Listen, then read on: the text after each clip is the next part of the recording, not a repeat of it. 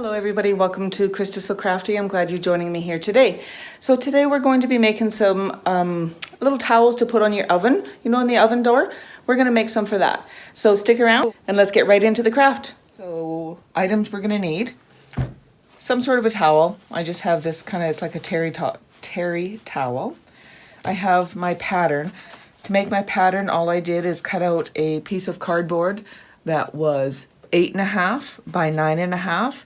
And then about, what is that, 4.5, 5 inches up, I just started curving it up and made it a nice curve like you see here. So really don't need a template to download and print out or anything like that. You can actually make your own. So we have our template. I have this material. I just went digging through my stash and I found this pretty material. I thought it would look nice with this. And then I have a piece of iron-on stabilizer, just so that it will have some body to it. And of course you're going to need your sewing machine and all your sewing supplies, etc. So let's get into it. So the first thing that I like to do is I like to take my towel and make it even across the bottom here. And I got a little snag here, which is not a big deal. Okay, and then I turn it on its side, and what I'm going to do is I'm going to fold this in on each side so that they're centered. Now if you want, you can fold your towel in half like this and put a pin in here. Just stick a pin in here so you know where the center is. And then all you need to do is just fold in your edges like this. Make sure they're nice and flat. And this just allows us to decrease the width of our towel without losing any of our bulk. So we still have the full towel. I suppose you could cut this in half and just do one layer, and then you could get 2 tea towels or 2 towel hangers out of each one. So you just cut along this line here, and then you could still fold it over. These edges will be folded into the, sorry, not folded, they will be put into the topper, so you wouldn't see it. You could do that, I suppose. I'm going to leave mine double so that there's lots of bulk there. Okay, so now that I have them nicely lined up, I'm just going to put a couple pins in there just to hold them in place. Okay, so that's that. Now we need to bring in our template and our material. Now I have 2 pieces of material back to back. Here's the thing for you. If you have directional material, so it's all going the same way, when you cut out your material, you can either cut them out separately or together. I cut mine together, but then what I would do is I would open this and I would turn one of these like this and put them back together so that when you sew them, they're both going to be the right way, because we're going to fold this way. But mine are not, well, I guess they kind of are. See, that one's upside down. These ones are all upside right. Oh dear. Yeah, I guess. Okay. And the other thing is, which one do you want on the part that's going to fold down? So let's pretend we're like this, right? So if we were to fold this down, do you want the shoe to be the part that's going to show? Or do you want the music notes to show? So I guess it depends on how you want your finished product to look like. I think I will go with the music notes. I'll just leave it the way it is like this. I'm just going to put my pattern on top. Now you could go along and draw it out, which I will do. And I'm just going to use a regular pen because we're going to be cutting on these lines. So place your, I'm going to turn it over so I can see more of where that music is. Just like that. Oh, and then I moved it. I just drew this on some cardboard, so. And my pen's not working. Helps to find a pen that works. Is this one gonna work? There we go. This material's got a little bit of a a stretch to it, so I want to make sure I don't stretch it too much. Okay, and around this side.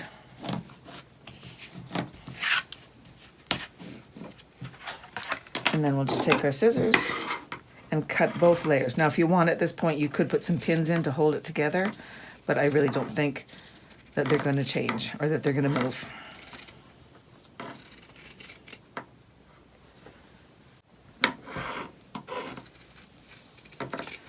I'm just going to cut around right on that line.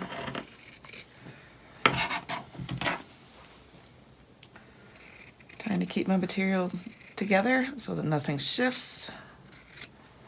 Like that. And then straight across the bottom here.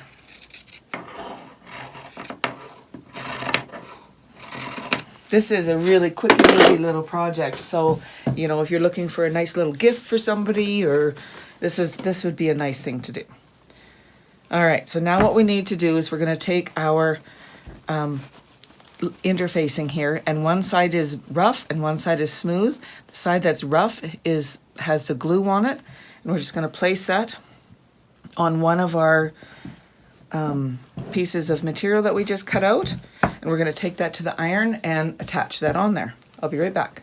Okay, so now that that has been ironed onto the back, the other thing we need to do is take our pieces here and to fold them over between 1/4 and 1/2 inch and just iron them down so that we have a finished edge on our toppers. Okay, and you want to make sure that you're folding the edge towards the wrong side of the material. So again, I'm just going to go and run that over the iron. I'll be right back. Okay, so both pieces have that folded and ironed back. Now what we're going to do is put right sides together. So we'll go just like this, line everything up. Very important to get this top edge lined up because that's going to be what you really see. So make sure you get that all lined up, and let's just pop in a couple pins. I like to put pins right here on both sides just to make sure that those don't wiggle out of place while we're sewing. Sorry, you probably can't see with my hand in the way. Sorry about that. And then just put a couple pins around. Just like so.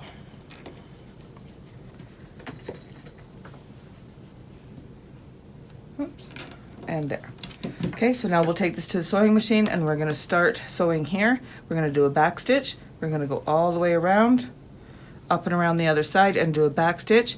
And we're going to use about a 1/2 inch seam allowance. Just be consistent. Whatever it is you're doing, be consistent.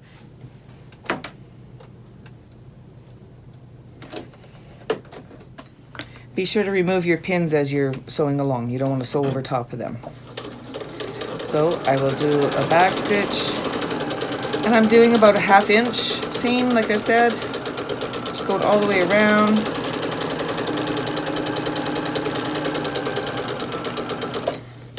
If you need to stop to get around the corner, put your needle down in your material and lift your presser foot and just kind of move it. Don't try changing it when your needle's up.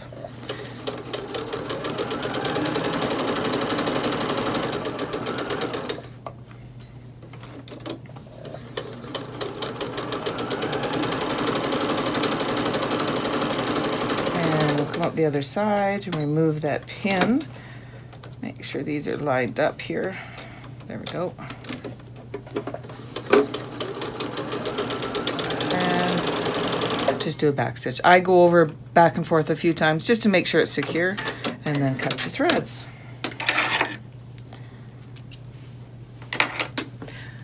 So this is what we have so far.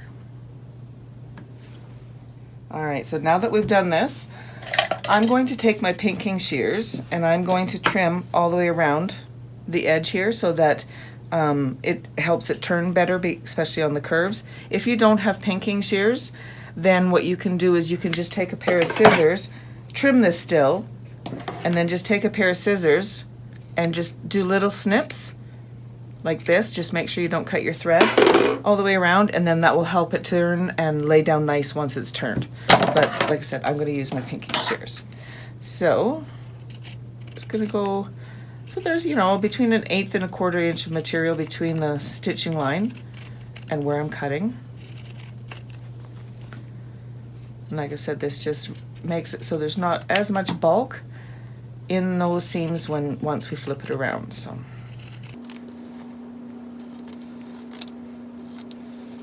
that.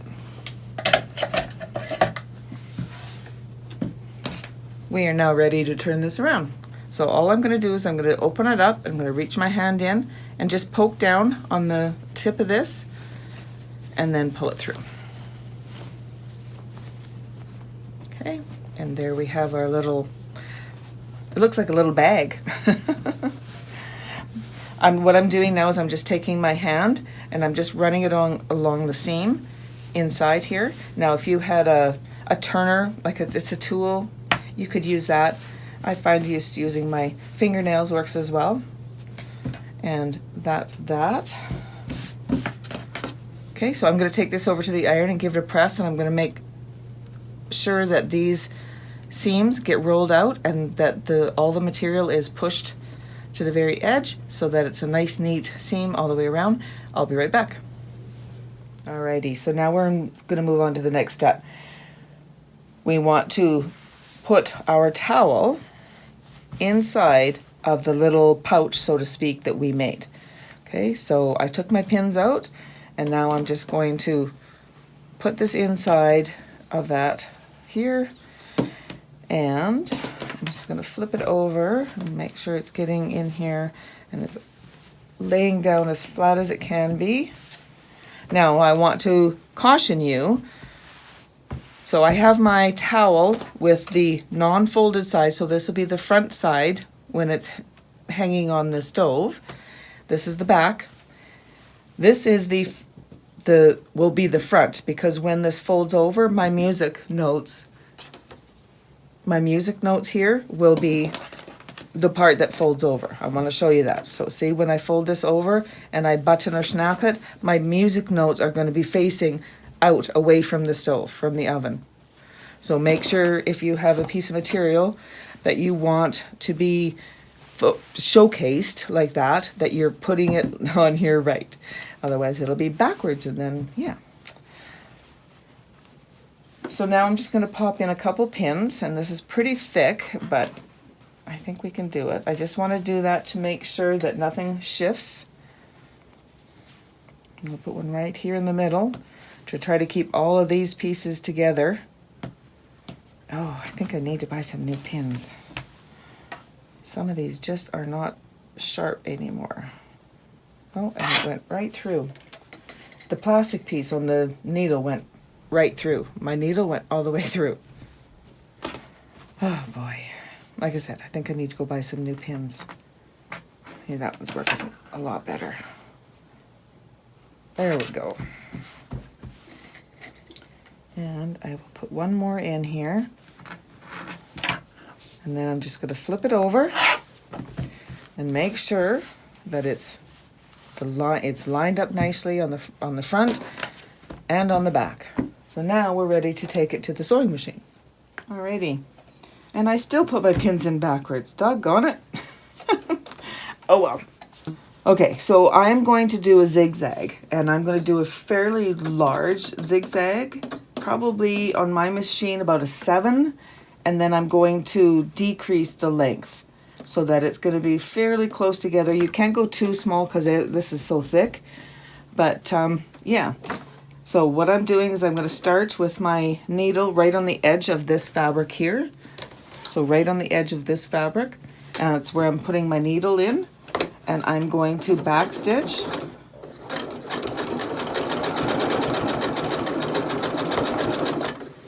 And it is snug. There's just so much bulk, but there we go.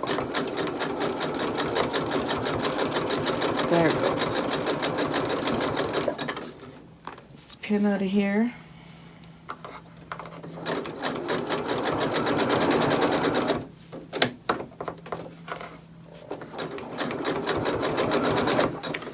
If you have a walking foot, this would be a great time to be using that. As you can see, I'm putting my hand back here. Well, hopefully you can see. I'm putting my hand back here. Now I'm not pulling. I'm just helping to guide the material through because it's so bulky. There's so much material. And if you used a thinner towel, like these are, like I said, like a terry towel, if you used a thinner towel, you probably wouldn't have as much trouble, but I'm just going, just gonna keep going across here.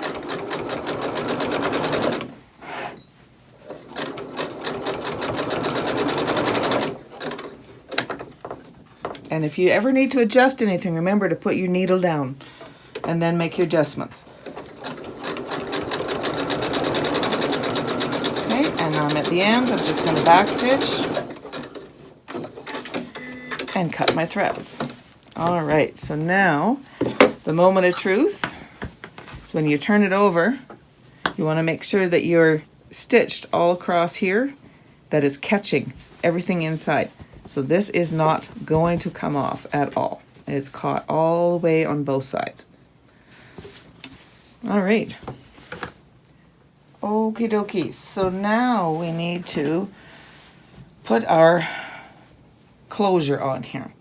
So on the other ones I did, and I don't think I showed you, I have this one, an animal print, and then I have one with polka dots. And what I did is I used my sewing machine to make buttonholes. Now, my sewing machine and I have a love-hate relationship with buttonholes. One time I'll do it and it will work absolutely perfectly, and then the next time it will only sew part way, it will sew this side fine and then only do part way on the other side. So yes, we do have a love-hate relationship, but I've made two this morning. And I did have one mess up with the sewing machine. It decided it was going its own track and I had to straighten it out. We will try it again with this one. So again, this is my sewing machine foot. It's quite the scary looking contraption. But what I like about it is I can take my button, hard to get some good light here. I'll take my button and I can put it in this little slot here and squeeze it together, and then when I'm creating my button hole, it will make a button hole that will fit that button. That's the plan anyways. So, and I don't really understand why this is here. I always take it off because when I leave it on, it seems to cause more problems.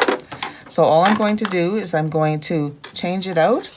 I'm just going to take out my regular foot, and right here there's a little bar, little tiny bar, and that's going to fit right in here on my sewing machine. Now every sewing machine is a little bit different, so definitely look in your instruction manual. There we go, see, so now it's attached.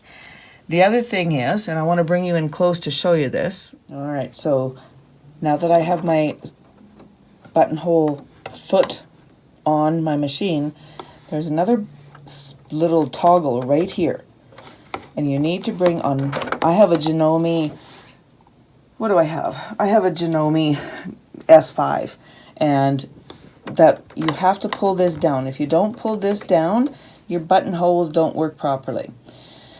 There's obviously, this is a mechanism that changes something that makes this work, so make sure you pull that down on your Janome. If you have another type of sewing machine, look at your manual and follow the instructions in there. The other thing we need to do is I have all these different stitches and options on my machine, but these ones right here, these are the ones that are for our buttonholes. I like to use number 23, so over on my panel here, all I'm going to do is type in 23 and it automatically changes it to the buttonhole stitch, puts the stitch width and the length, does everything automatically. Again, follow your sewing machine for what your machine will do for what you need to do for sewing a buttonhole. Now we need to find our placement for our button. So what I've done is I've folded my towel top in half to find the center, and I put a pin running this way. Okay, so this blue one. Then I figured out the spot where I wanted my buttonhole to end, which is going to be right here. Now on my machine, when it does the buttonhole, it will start here on the left-hand side and do that line first, and then come back down, go over and do the right side, do the end, come back down and do the end. So remember, well, like I said, on my machine, this is where it's going to start, but the buttonhole is going to go this way. So make sure you're testing that on your machine with your buttonhole foot on your machine before you start. So all I'm going to do now is position this underneath, and I like to take the thread and move it to my left so it's out of the way, so it doesn't get caught in all the other stitches it's going to do. Okay, so I'm just positioning my needle so that where the crosshairs are, basically, I'm going to have my needle come in on the left-hand side so that it'll do that side first. Now there's, on my machine, on my foot, there's a little red line right here which shows the center. So that pin that I put in, the blue pin that I put in here, I'm lining it up with that little red line. Just like that, and then my yellow pin running this way, and I'm going to use my hand wheel because I don't want to break a needle, and put it just to the left of the red line. And I'm going to pull both pins out before I start doing anything. Do not want my needle hitting either one of those pins. And then what I do is I lay my towel or my item or shirt or whatever it is you're putting the buttonhole in, make sure that it's nice and flat going this way. Okay, so I have it nice and flat and it's going straight. It's not off on an angle or anything like that. And now we cross our fingers, both of them, all of them, and hope that your sewing machine does what it's supposed to do. So let's give this a try. Make sure to hold on to that little thread. See? And it messed up.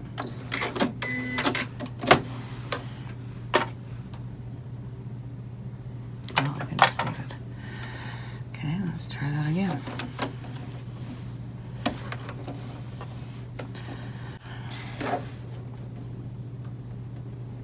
So go center and then it goes over.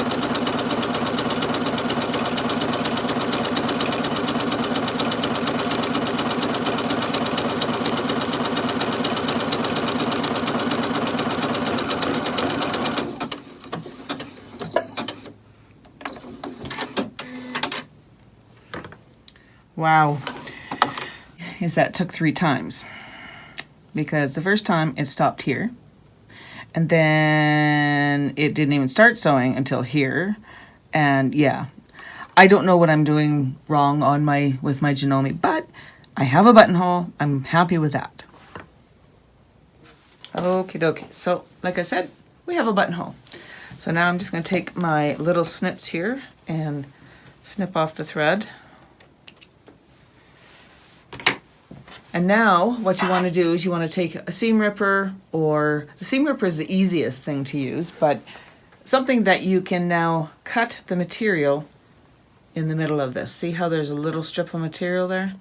You're going to insert your seam ripper if that's what you're using, or if you have a little knife, be very careful, just slice it open there.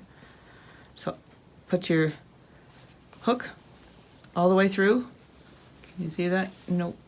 There.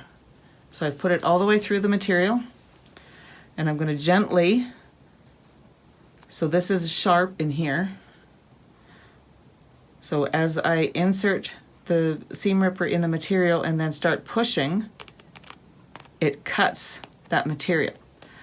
You want to make sure you go nice and straight so you don't cut your stitches that we just made. And then there seems to be always a few little threads that pop up, so I just take some little snips and snip them off. And there we have our buttonhole. And then my machine leaves little tiny threads when it snips with the automatic snipper, so I'm just gonna clean that up a bit.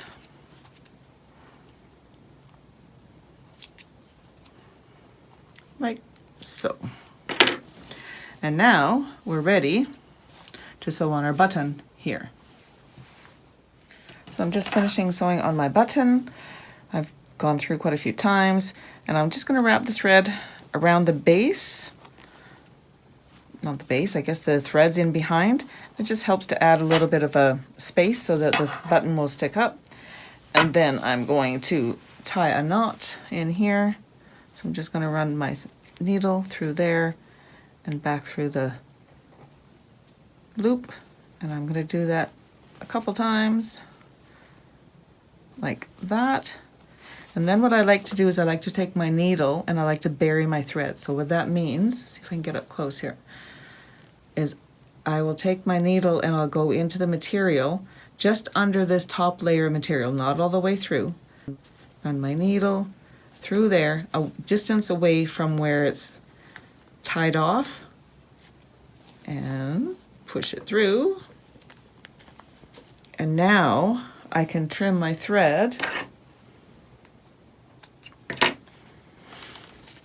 and it gets, you can't even see where that hole where the thread came out, but your thread is now all the way back in here, so unlikely that knot is going to come undone. Just a little tip for you. And that is it. We have finished making the oven towel holder, or the oven towel. I like them. I like these for, I have my tea towels out there for the dishes and stuff, but these ones are hand towels. I just like them there so that people don't use my tea towels, the ones that you use for clean dishes, on their grubby little hands. I always like having a towel just to wipe my fingers off on. So there you have it. And there you go. There are the oven towels that I made today. I made those two earlier, and this is the one that we made together. I think they turned out great, and they're a wonderful addition to any kitchen. They make a great shower gift. Yeah, there's lots of reasons why you would make it, and oh, you could definitely make using so many different colors of material. Thank you for joining me today, and happy crafting. So here we are, guys, up in the kitchen, and I just thought I'd show you how to hang the oven door towels on the handles of your oven. So let's see if I can undo this button with one hand. I think I need to turn it this way. There we go. So you open it up. Once it's opened up, you just take it and you put it through the back, so behind the handle, and bring it up and over. And then, if I can do this, okay, 1 second. Could not do it with one hand. But yeah, so there is the little towel goes on your oven door handle, and then you can have your tea towel beside it, and then people can hopefully will use this to wipe their fingers on and not your tea towels. I hope you make some of these. They're quick and easy and fun little project. And yeah, you can use lots of different scraps for these. That's where this material, all of this material came from. It was just out of my scrap bin. So happy crafting, you guys. Talk to you later.